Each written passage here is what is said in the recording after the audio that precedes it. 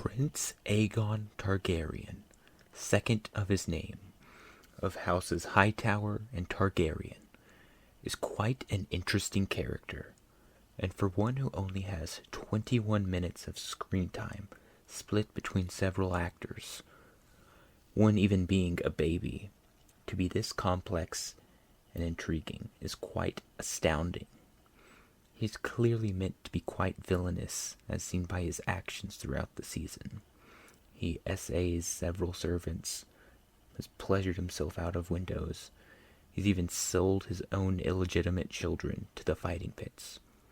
He is clearly not someone that is deserving of sympathy, and yet he is more complex than just some villain.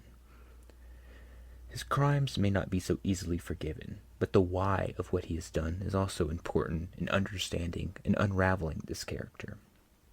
He's not just simply taking pleasures in being evil. He seemingly doesn't even have a concept of what that means. He has been neglected by his family.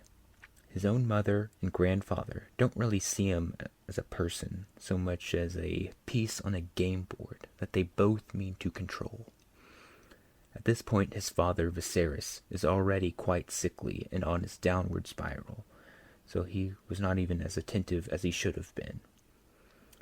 And you can see that his mother, Alicent, does exactly what her father did to her and spends time indoctrinating all of her children, Aegon included, with a fear of the blacks. The only time that Alicent gives attention to Aegon is when she's scolding him for his misdeeds.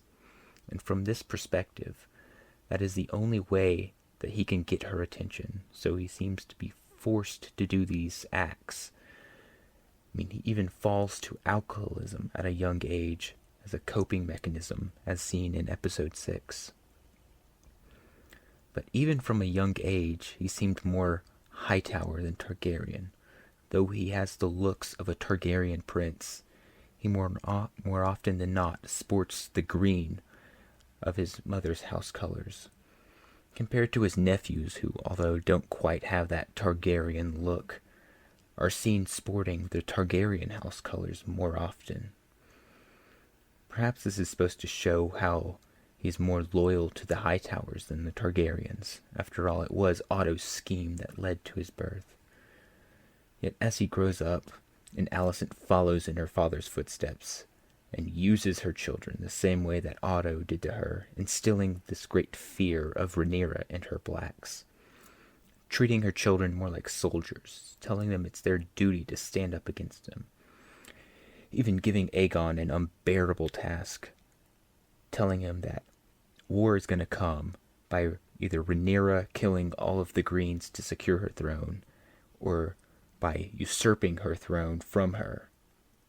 And when it comes down to it, he attempts to abdicate the throne in favor of a more competent ruler, be it Aemond or Rhaenyra, though more likely Rhaenyra, because a brother cannot jump another in succession.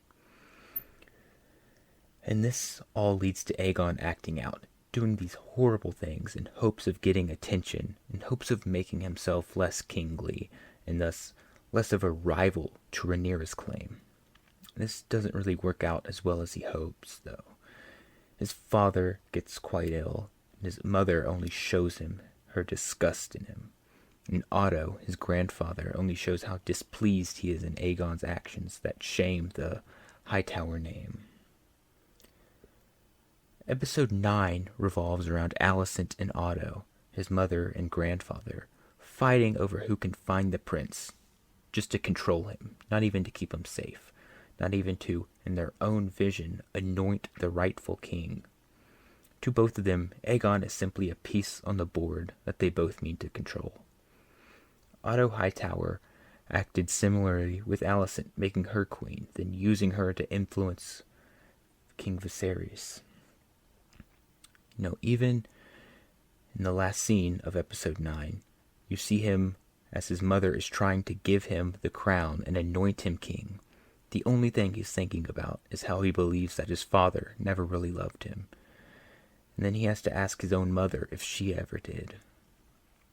He knows that others don't really see him as a person, only a political tool to be used at the right time.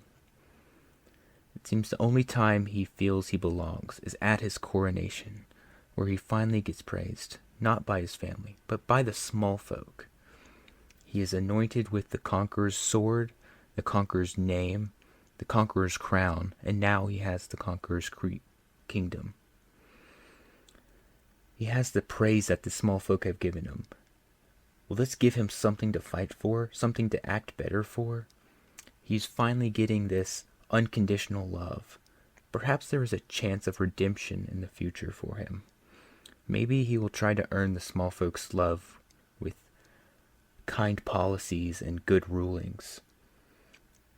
To conclude, Aegon II is quite a complex character. Yes, he has done quite a few bad things, and yet the why of what he's done remains important.